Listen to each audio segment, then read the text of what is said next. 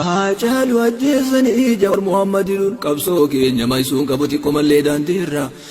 inumaa cimsoo qabna daran ka duraanirra yoo duune jannata rabbii seennanii yaddaa qalbiirra jiraannaan jiraachuudha bilisummaan dachiirra haga yoom diinni nu bulchamu kanutti micciira dhiira dhiisii dubartiin keenya meeshaa hiikatte diinarra jannata rabbii yaadannaan maal goota dunyaa irraa falmadhu angoo har'a boruusi harka jira jajjabaadhu yaa dhiira tokkummaan cimsi dallaa dhugaa barbaanne callaa yaa rabbi mee dubbadhu dhugaa ummata bal'aa bu'aa siyaasaa shiraa waliin nu diree jallaan dhugaa barbaanne callaa Oromiyaati yaa biyya Oromoota Baalee fi Arsii irraa miliyeenaan qabda goota ummata Wallaggaa irraa miliyeenaan qabda goota Shawaa Harargee irraa miliyeenaan qabda goota Booranaaf Gujii irraa miliyeenaan qabda goota Walloo fi Karrayyuu irraa miliyeenaan qabda goota Jimma Abbaa Jifaar irraa miliyeena qabda goota Iluu Abbaa Boor irraa miliyeena qabda goota ummata Sidaamaa irraa miliyeena qabda goota kophaa keettuuf geetta maala lagaa irraa goota qe'ee keetti simoo yaa laga ammaaf si barooda qabeenya abbaa keetii dhuunfatee ka fedhe maaf si qooda maana kan kee keessatti simmoo ati maaf dhaabatta boodaan alagaa si fakkaate firfirsee maaf si qooda sobee mataa isin keessaa ciree boru maaliin sochootaan gateettii qofa deebisee irra kaayuu farqoota waggaa dhibbaaf akka olluun jenne nu godhuudha kaayoon naftanyoota akka Firaa'oonaa dhiira fixanii hambisuu dubartoota ilma abbaa gadaatu biyya bulchaa jira jedha gariin gowwoota warri akka Oromoon itti cabte seenaan beene dhalootaan ummanni waa baratee ga'umsaan qabne barnootaan bordoo nafxanyaa ta'ee nu fixe aqliin bal'aan dhugaa barbaanna callaa garaan duyda ta'eef garaanii harree ka dhufe hunduu yaabbatu tadhaabattu raraanii qaayidaa hayawaanaati waan barsiisu seenaanii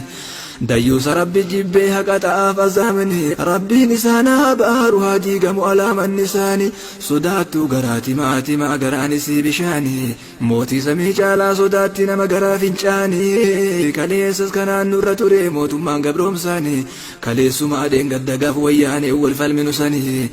jarri kun jara wajjiin nu dhaadatan gabbayanii nama kenna meeqaa tamajjeessa harka isaaniin akkasumattu soofalman nu kufe sirni nyaataanii quufaa fokkotee wayyaa ariitii feelee wayyaa kuma jedhansanii haga yerootiif jedhame itti kenname amaanaanii booroo keessa kaayannee ufee hagicha rafnaanii isa kalee nu godhan dhiifamaan bira tarraanii shoror keessaan nu jedhanii dhiifama nu gaafannaanii sanirra isinii tarree nu deebi'uu baannaanii jenneen isin horii yaabbiitti homaa gaafiin qabdanii hojiin keessan ka amma achiitu isin ibsa eenyuun akka taatanii amma gaafii ummata Oromoo deebisaa taayitaa irra baatanii osomaa jennu harriimteen nafa xooranii nu gaddachaasanii kama saggaartu agarree yaabbatee naftanyaanii warri Minilik caaluu Finfinneetti ajjeesanii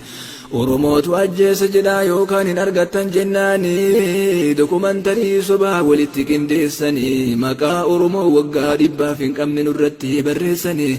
Adaanechi Abeebeetti kennanii gabaasa godhi jedhanii nadhittii abaaramtu akka Miniliksanii waaqni Oromoon qabu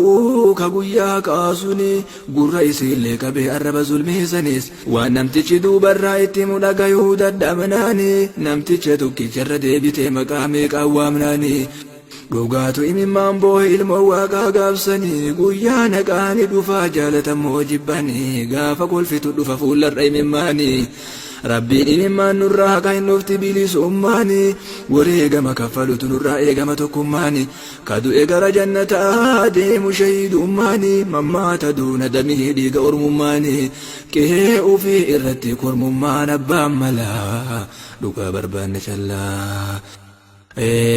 yaa rabbi mee dubbadhu dhugaa ummata bal'aa bu'aa siyaasaa shiraa waliin nu diree jallaan dhugaa barbaanne callaa